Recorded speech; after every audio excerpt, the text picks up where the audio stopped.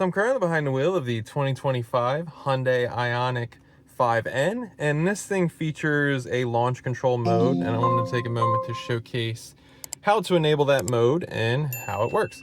So there's two different ways to enable the launch control mode. So if you go to the N screen, so going back to the home page, you have N mode. You probably will appear on this mode. Swipe it to the left where you have your custom 1 and custom 2 options. Down here to the right, you have N launch control, and you have kind of an activate button.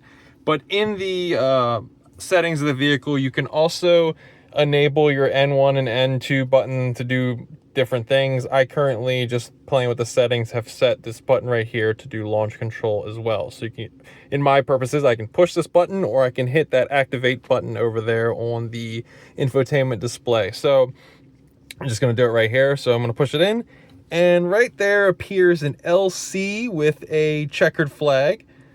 And then what you can do is put your foot all the way down on the brake and start giving it some gas, and you see launch controls ready.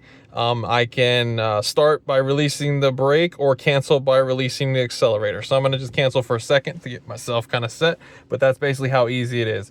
For the purposes of the video then, I'm going to also do it for you over here. So we're going to unactivate and activate, and then it appeared as well. So now we're going to launch. I'm going to give it all the gas, and then I'm going to release the brake.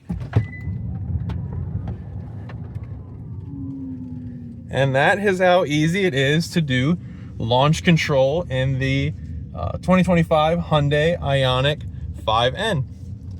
Thanks for watching.